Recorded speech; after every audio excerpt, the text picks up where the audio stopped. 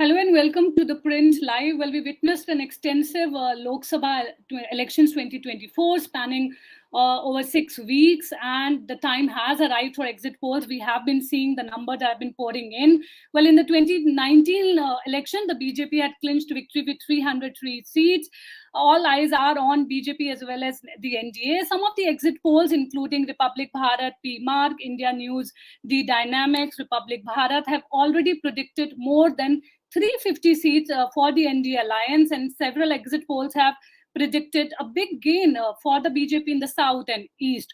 As per some exit poll, BJP will open its account in Tamil Nadu and Kerala, and some have also shown BJP ahead of TMC in West Bengal. Well, as far as Access My India or today's Chanakya ABPC voter, while they have given individual tally for several states, they are yet to tell us what exactly the NDA or the BJP tally is going to look like. Well, I would like to introduce my colleagues who are joining in.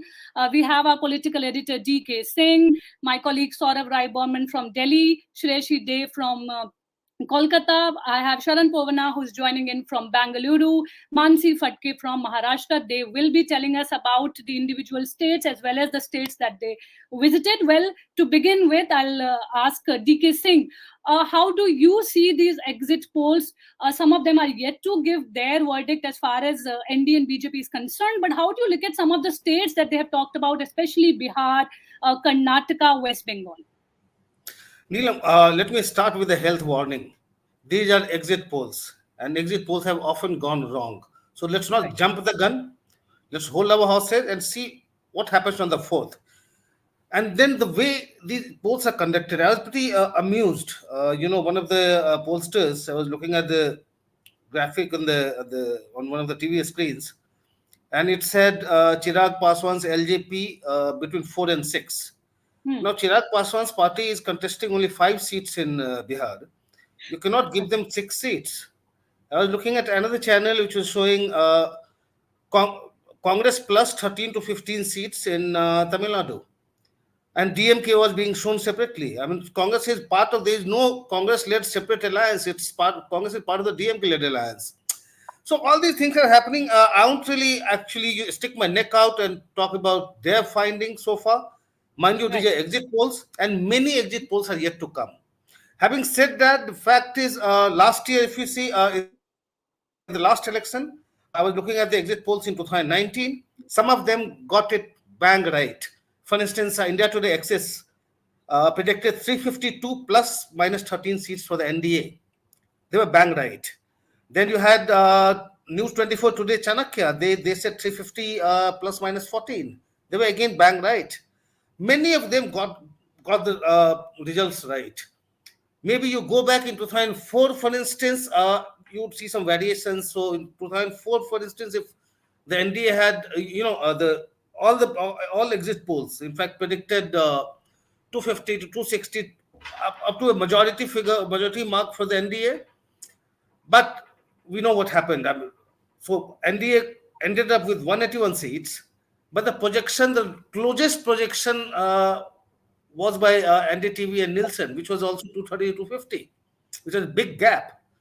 So exit polls, we have to take the results with a pinch of salt. On the 4th, if they are proved right, fine. But again, you have to be much more circumspect before saying anything definitive on these poll results.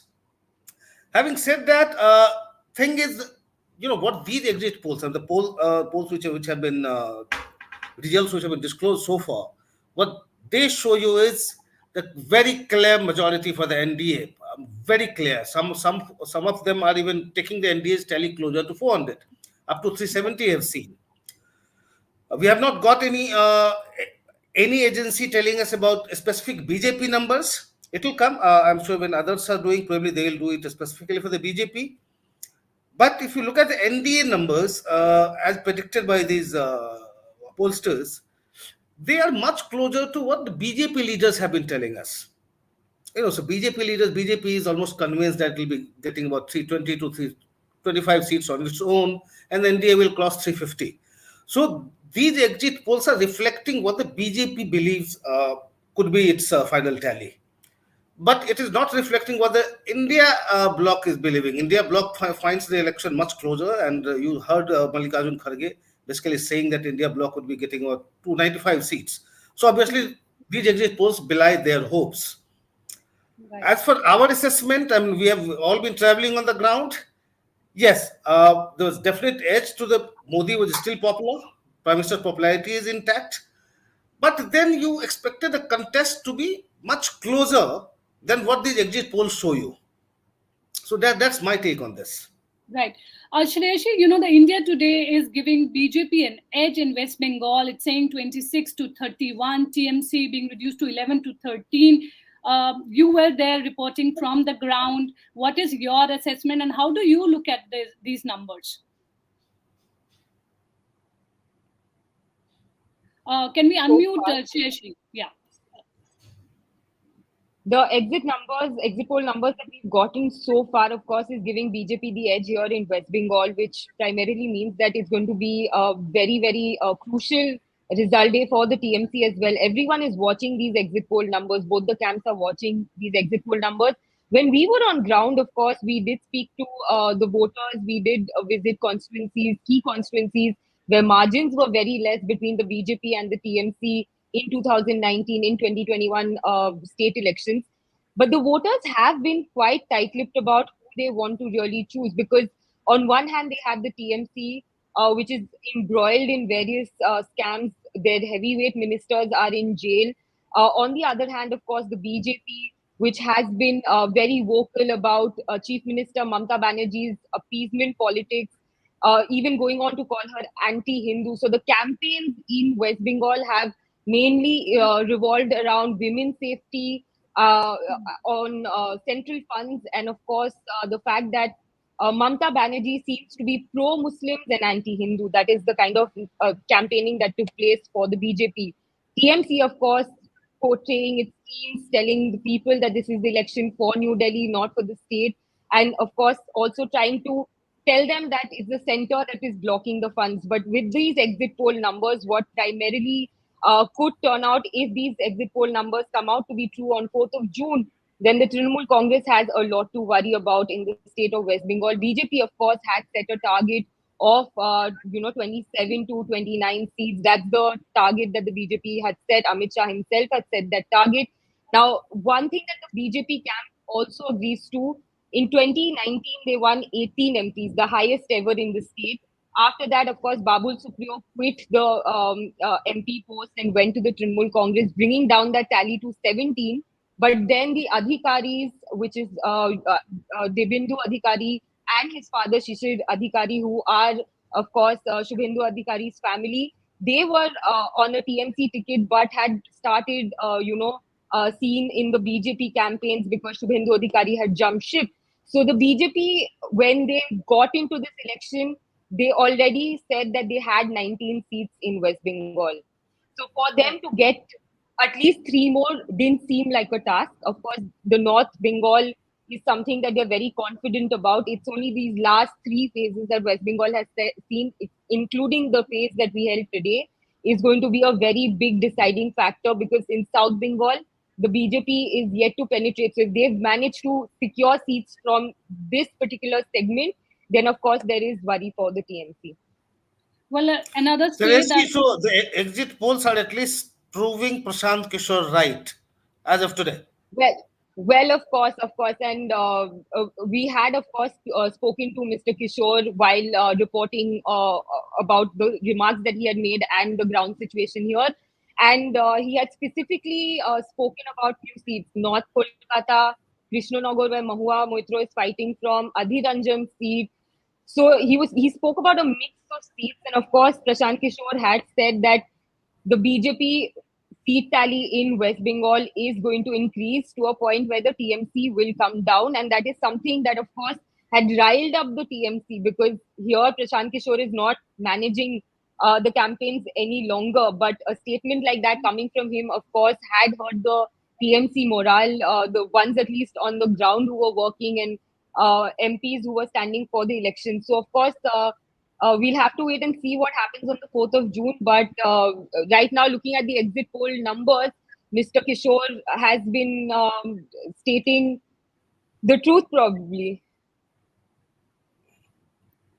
Yeah, well, Mansi, India Today Access is also giving 20 to 22 seats to BJP in Maharashtra. Is it something that, they were expecting? How do you look at this entire, the numbers that have come out? We'll need to just unmute Mansi.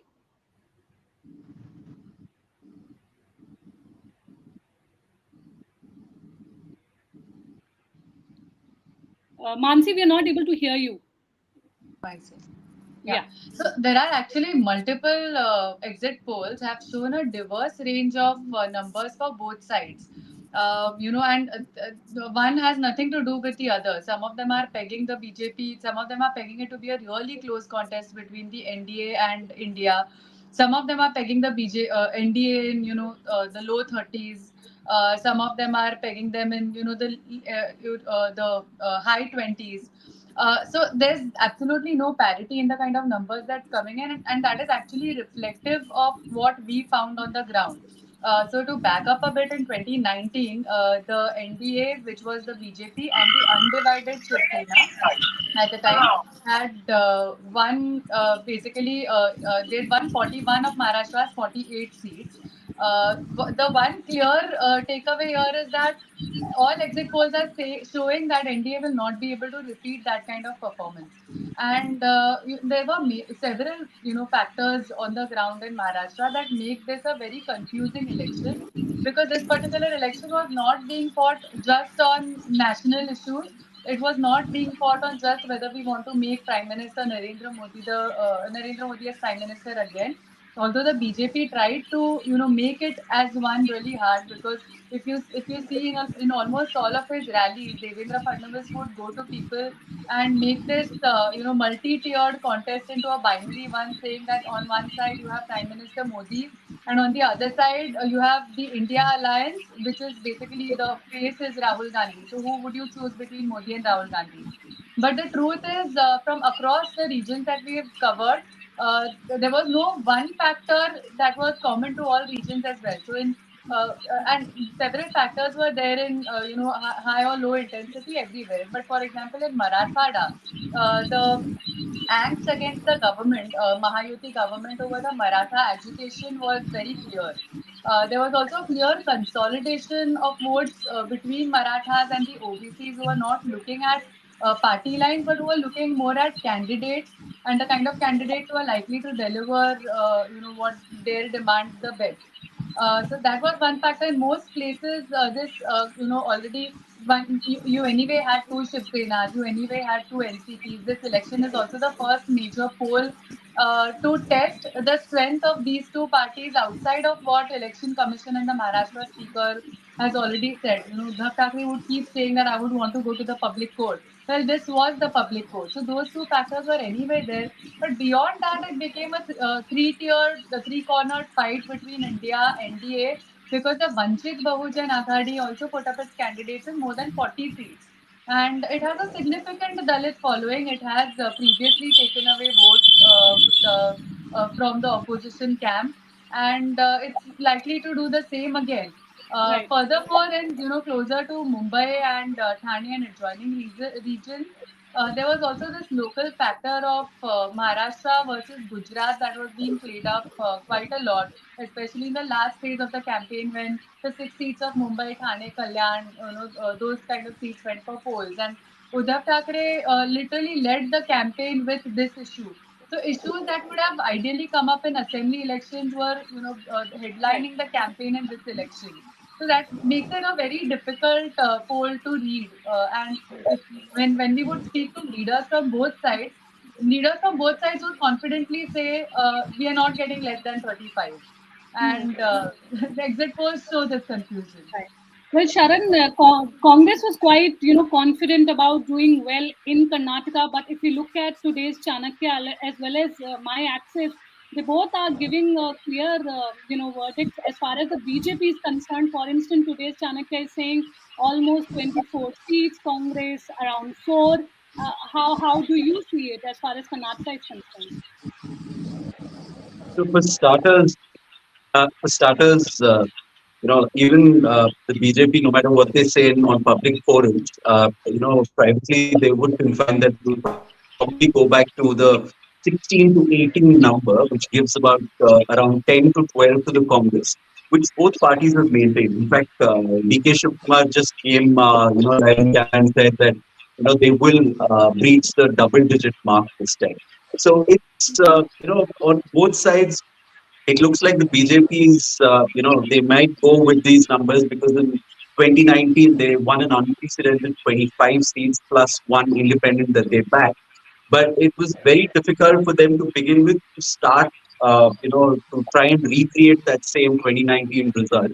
One of the big reasons, of course, is we just concluded. I mean, last year we had our assembly elections, and the BJP, they lost power. They fell from 117 plus seats to 66 seats. So privately, they don't. I mean, they don't think that they will get these numbers.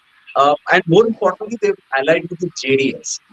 Now the JDS have their own set of issues. The JDS have allied with them in order to retain some of their, declining support base. There's also the Pradwal issue that had blown up just before the April 26th polling in 14 constituencies in southern Karnataka. So it's a little difficult for us to gauge right now, but the numbers don't match the expectations of the leaders themselves. And also, Congress is banking very heavily on its guarantee schemes.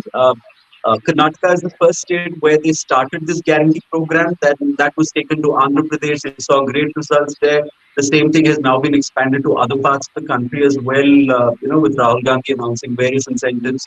So Karnataka, the Congress is very confident of the spike they could be seeing in the women support base, as well as the consolidation of Muslims behind the Congress candidates.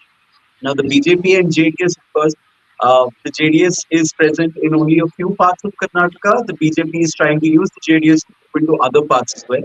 But the Congress seems to have done well. They've relied on, they've asked several of their ministers' children. They've given tickets to the wives of ministers. They've given it to several people like this who are confident of getting at least breaching the double-digit mark, which would probably take us back to the 2014 numbers, where the BJP always does well in comparison to the Congress, but it's not as stark as it was in 2019 at least, where they won an unprecedented 25 out of the 28 Lok Sabha seats.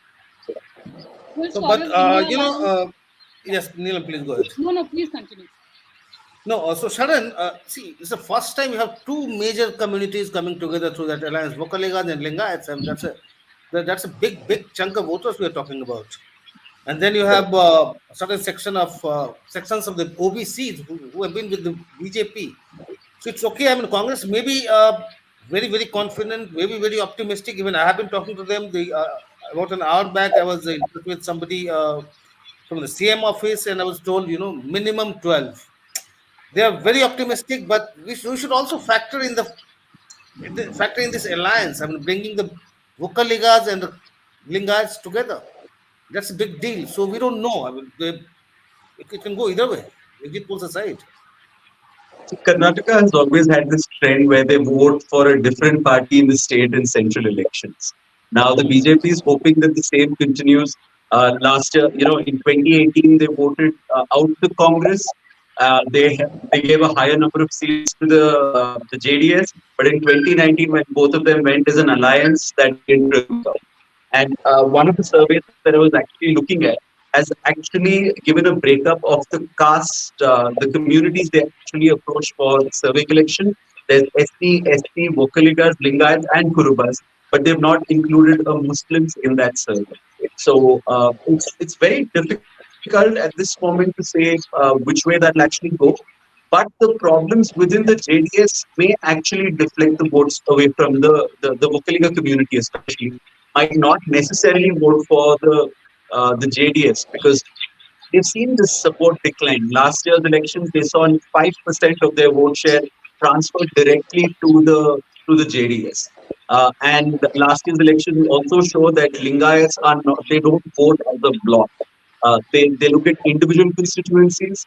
Then there was also a case of Lingayat anger, outpouring of Lingayat anger In cases like in Dharwad, where you had a seer, a Lingayat, a prominent Lingayat seer going against Prahlad Joshi and others. So we can't say that they vote as a bloc, but we'll have to wait and see if Karnataka, maintains that trend of voting differently for different parties in state and central elections.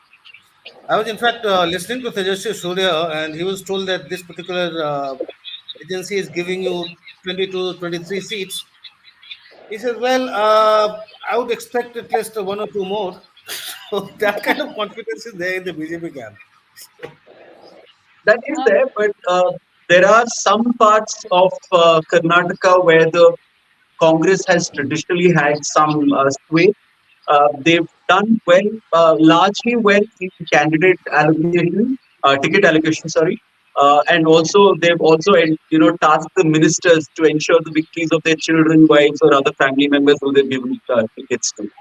So a lot of muscle, and they've actually done a little better than how they worked in the 2019 elections. At least that's what we saw from the ground. So, well, let's see if their numbers hold good, which is even now in the 10 to 12 range, according to their own internal surveys, with some of us. So they're in the 13 to 15 mark, which is not, like they never claim that they'll sweep Karnataka, but they're in the 13 to 15 mark, which is probably around the 2014 numbers.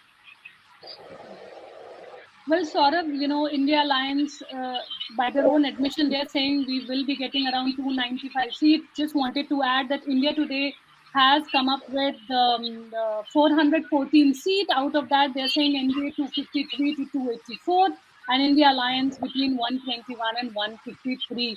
So, what does it mean for India Alliance if we are looking at these exit polls, if these numbers hold true? I mean, if the numbers are proven right, then clearly the alliance didn't click. And although the leaders of the alliance had a meeting today at Congress President Mallikarjun Kharge's residence, and they seemed pretty confident. I mean, obviously, they were claiming that they're going to win some 295 seats. While that may not be true, but even in private, many of these leaders have been saying they will be doing much better compared to 2019 in certain battleground states, including Karnataka and Maharashtra, Bihar, for example, and including UP in fact. So they were hoping they will be doing well. The parties will be doing well in these states, and they were also hoping that they will be gaining some seats in states like Delhi and Haryana. And I mean, they are still hoping. They haven't given up their hopes, and they were actually the Congress party had decided to completely boycott the exit polls initially. So, as DK said, you have to take these polls with a pinch of salt. The Congress party was taking these polls with a truckload of salt. They were not really appearing. So, finally, the other parties managed to convince them. Let's not boycott. Let's send our talking heads to the TV channels and let's counter the propaganda, as they said. Well, DK Singh, we are getting numbers. Please continue. Sorry, just to tell Saurav, we have been repeatedly talking about this on our shows. BJP won 224 seats in 2019 with over 50% vote share. It's a huge thing. On 162 seats, and the BJP won 162 seats by a margin of over 2 lakh votes. These are huge gaps that India Alliance need to fill. So it's not so easy. And we have not seen anything on the ground, any groundswell of opposition against, or, that feeling that, okay, we have to topple Modi government for this. So the optimism is fine, but the challenge is pretty stiff. Well, Absolutely. I mean, no, please, Saurabh, continue. the Someone's gap was mic needs to be muted. Yeah, please continue. I mean, the gap was too large, and they were aware of this from the very word go. And over months, as the India Alliance took better shape. Initially, the alliance was in shambles. Big leaders exited the alliance. At one point, it seems it was a non-starter. But towards as we approached the elections, it took a more coherent shape. I think the confidence stems from the fact that they managed to put up a united face. At least that. Yeah, well, GK Singh, my question is for you. If you remember Prashant Kishore, even Yogendra Yadav, this question was asked that what does it mean for the Congress and Rahul Gandhi? If these exit polls hold true, what will it mean for his future as well as the Congress? No, I don't really think much will change. It will continue as it is. I mean, hypothetically speaking, although I won't like to elaborate on this until we see the numbers. Because Right. look, if the Congress manages to get even 70 or 80 seats, it will all be, even that slight increase will be attributed to Rahul Gandhi's Bharat Jodo Yatra. And if the Congress is anywhere near, say, 30, 90, 95, we never know. We have not seen the exact breakup. We are just looking at India bloc numbers. But if any pollster is predicting, say, even 80 seats, 85 seats for the Congress, the entire credit will be given by the party to Rahul Gandhi. So you won't really see much change there. And I just wanted to tell you that Telangana numbers are also out as far as Axis is concerned. It is giving BJP 11 to 12 seats, Congress between 4 and 6, and AIM 1. So, do you think that the Again, BJP? it's very interesting. So when we look at Maharashtra, when we look at Bihar, we see the numbers dropping a bit. Hmm, But these shortfalls have been more than made up by the south. Now look at Andhra, for instance. Andhra, most of the pollsters are predicting 17, 18, 19 seats for the TDP BJP alliance there, and upon Kalyan, of course. That's a huge jump. Then we talk about Telangana. If we are talking about 11, 12, we'd say it's a gain of, say, 6, 7 seats. It's big. Now I don't know about Tamil Nadu, because Tamil Nadu also you have different exit polls. One of the exit polls is pretty modest, which talks about the 0 to 2 seats for the BJP, but some of right. them are talking about 5 to 7 seats for the NDA in Tamil Yeah, Nadu. my That's Axis is big. saying 4.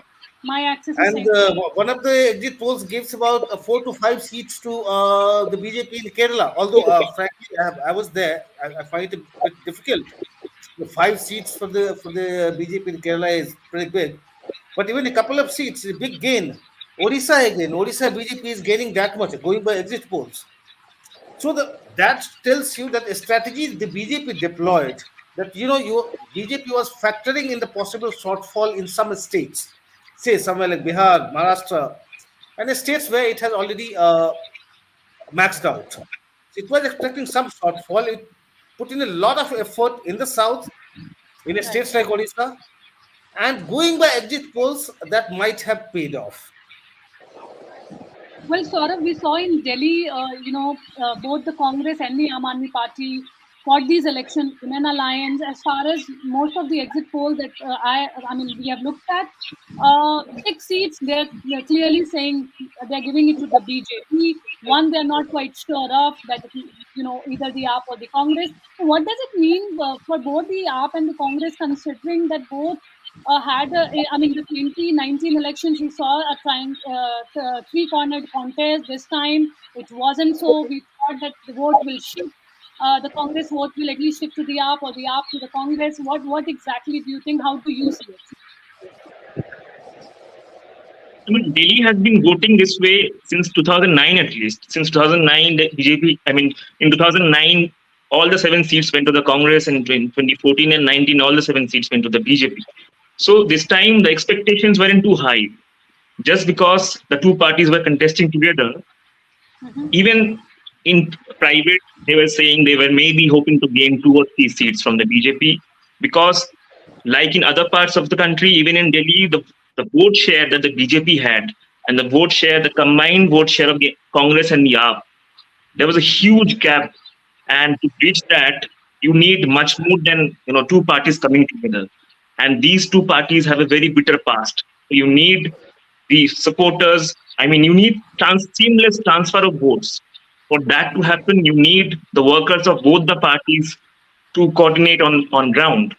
And that is a big challenge for these parties. After all, Aam Aadmi Party decimated the Congress. The Aam Aadmi Party has completely marginalized the Congress in Delhi. So for that to happen, it's a big challenge. And Arvind Kejriwal was in jail. He got to campaign only for some 21 days. And he did campaign intensely, not just in Delhi, but elsewhere as well. It will be a huge setback because the stakes are very high for the Aam Aadmi Party, much more than the Congress in Delhi. And and tomorrow he's going back to jail. And the premise of the AAP's campaign was jail ka jawab votes. So tomorrow, if the Aam Aadmi Party fails to gain in Delhi, the BJP will say, look, the people have spoken. People have clearly, they have given their response. So yeah, for the AAP, it's a question of survival. Yeah, well, Mansi, I would like to just come back to you. You talked about, how the numbers, are still not clear. But what does it mean for Uddhav Thackeray faction, especially what all they went through? A number of people were talking about the sympathy factor. So could you just talk a little about that as far as your ground reportage is concerned? Sure. So, see, there's a lot riding on this election for Uddhav Thackeray, which there's no need to state that, it's stating the obvious. Because, as I said earlier, this is the first major election that is happening after the split. The sympathy wave, in heartlands of the Shiv Sena and bastions of the undivided Shiv Sena, to a certain extent, that sympathy wave was being felt. But to what extent will it translate into votes, we need to see. Uh, he lost, undivided Shiv Sena had won 18 seats in 2019. Now, of these 18, 13 MPs went to the Shinde camp. So he anyway lost a lot of incumbents. He had to come up with fresh faces everywhere. He lost this bow and arrow symbol. He had to fight an election on an entirely new symbol. And when I spoke to a lot of people from both sides of the Shiv Sena, so Uddhav side of the Shiv Sena did agree that it was, while it was okay to propagate the symbol in urban areas, doing the same in hinterlands was difficult. And one senior leader who was a candidate of the Eknath Shinde Shiv Sena also said, we are expecting about 20% of the votes to erroneously come to us, because we have gone and asked people, who do you want to vote for? They say Uddhav Thackeray, we'll vote for the bow and arrow. So that advantage and disadvantage is going to accrue to both sides. For Uddhav Thackeray, this is literally a make and break, because if he gets more than 13 seats, he's contested 21, by the way. So he flexed his muscle and tried to maximize the number of seats that he gets in the NDA seat sharing formula. Even when the seat sharing formula was not decided, he started releasing his list of candidates on certain contentious seats as well at Congress's cost, which the Congress eventually accepted. So he got the lion's share of the bargain. He contested 21. Of those 21, even if he gets more than 13, it will be vindication for him, because he's anyway gone with fresh faces. And also, for him, it will also be, he'll get a much larger share, because anything more than 13 would also be a decent block in the overall India alliance. So he'll probably get a larger share of national politics for himself as well, but he'll have to get out of this whole state rhetoric. And also, it's almost like one analyst was saying to me, it would almost be like the kind of a cloud Bal Thackeray enjoyed when the Vajpayee government was in power. So, irrespective of whether the India alliance comes to power or not, he will have a loud voice in the alliance for sure. But if he fails, then there will be a lot more defections from the Thackeray-led Shiv Sena to the Shinde-led Shiv Sena, or even to the BJP for that matter. He will have to reinvent the party from scratch, and not from scratch, but he'll have to. It will be a difficult task to reinvent the party in just a few months before the assembly Right. elections as well. So there is a lot, at stake for him this election. Well, the numbers are out. Apart from my access, most of the exit polls have given the numbers. ABPC voter is saying 353, 383. It's on our screen. You can take a look at it right now. Times Now is saying So 358. Neelam, big takeaway, at least two pollsters, two agencies have given 400. 400. Yes, I was never about to seen ask to you the that NDA. 400 par that BJP has been talking about, at least News 24, Chanakya and India TV are saying that they will be able to cross that. Well, on that, I wanted to ask you, DK Singh, that what did you make of this entire 400 400 par phrase that, earlier a lot was being talked about. In the middle of these phases, we didn't see PM talking much about it. And later on, again, this 400 400 par phrase started doing the round. So, Do you think this was just to mobilize the cadre and all, or do you think that the party did believe that the NDA could get something above 400? Well, neither of them had this election. They had Well, this you'll have mission, this mission, that, and they actually, fix a much bigger target for themselves, just to motivate the cadres, bring them around. This time also, there has been a lot of debate on this Charsa Par message and the fact that it could have basically made the cadres complacent, and people might not have come out in as great numbers as they would have otherwise if they had any doubt about the BJP's tally coming down. So there has been a lot of debate, but obviously none of that worked. If these exit polls hold true, then obviously people have gone with Modi. And mind you, it is Narendra Modi's election. There is no extra factor. So what you saw in 2014, it was Narendra Modi plus Gujarat model of development plus huge anti-incumbency against Dr. Manmohan Singh government. In 2019, you had Narendra Modi, you had Labharthi plus Balakot strike. In 2024, Labharthi, of course, because you have not given anything more, you have not made any additional promise. So I don't know how that will stand, but those Labharthis have stood by him, and it's only Narendra Modi. So it's truly, truly Narendra Modi's election. There are no other external factors. And with that, if you see these kinds of results, if these exit polls hold true, and that tells you something about the sway he has across the country. I mean, over the people. Well, one last question to you, DK. We specifically want to know, how do you see the BJP's southern push? We've seen how they have performed as far as the exit polls are concerned in Karnataka, Telangana, and the BJP has been talking a lot about it, the effort that it has been putting in, the rallies by PM. How do you look at that as far as these exit polls are See, concerned? when it comes to, say, Tamil Nadu, I won't be looking at the numbers. You remember in 98, 99 again, in one of those elections, BJP had gone on to win 4 seats. So even if they're winning 2 or 3 seats, 4 seats, if it is confined to those constituencies only, it won't really matter much. I would be looking at the vote share that the BJP has, as we are given to understand that BJP may end up with about 19-20% votes or more than that. That will make BJP a big player in Tamil Nadu politics.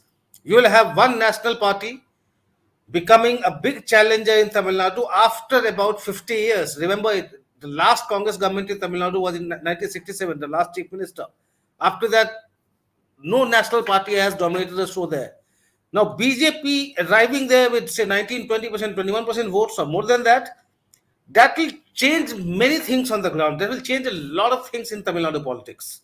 So we have to wait and watch. That is what Tamil Nadu.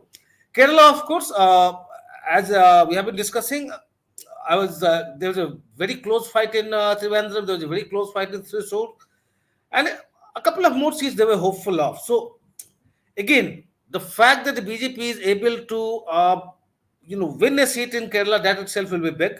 We'll see how it expands, but that will give it a good firm footing to start with, to basically expand your base, because as we know, from since 1940s, 1930s, in fact, RSS has been active in Kerala, but somehow it did not really produce that dividend in terms of seats.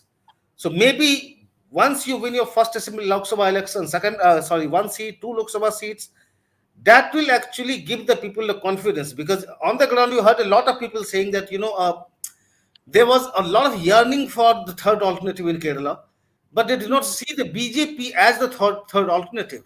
If the BJP is able to win even a couple of seats, BJP will project itself as a third alternative, and it will sound much more convincing. Look at other southern states. You have, of course, Andhra. Big gains as predicted by the exit polls. If that happens, it will be huge. Because mind you, YSRCP, it will be a big blow to the YSRCP also. YSRCP is one-man-led party. Jagan has been on bail. Now, this kind of shattering thing, I have not seen the assembly poll predictions. But if the Lok Sabha trends continue in the assembly also, going by exit polls, although frankly I have not seen it, I don't think anybody has disclosed it yet.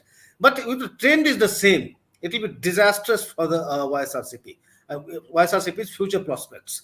And of course, that also Andhra also tells you how closely the BJP, watches changing things on the ground. BJP was reluctant to go with the with the TDP until the 11th hour, and finally it got its feedback that TDP can deliver better. So you have this Kamma, Kapu, now the Modi factor in Andhra, and everything has changed. So that's a big gain for the BJP, and again it will establish BJP. It will give the somehow the BJP from there you will see it growing and growing further. It may not have to basically hang to the coattails of another regional party if it wins, say 3 seats, 4 seats. You will see the BJP being more assertive in Andhra from now on. Telangana, of course, BJP has, if the exit polls hold true, BJP is going to emerge as the biggest challenger. Big setback for the BRS if exit polls hold true. So you will have again bipolar polity in Telangana. That's what these exit polls have shown you. So for the BJP, its southern strategy has worked, has paid off if these exit polls hold true. Well, thank you so much for joining in. And as DK Singh said, these are exit polls. The real result will be out on June 4th. And please do please do tune into our YouTube channel. We will be live morning till evening, getting you the latest updates as well as analysis. There will be a number of guests, political experts who will be giving their views, how they see these elections. So thank you so much for joining in today. But do remember to join in on June 4th.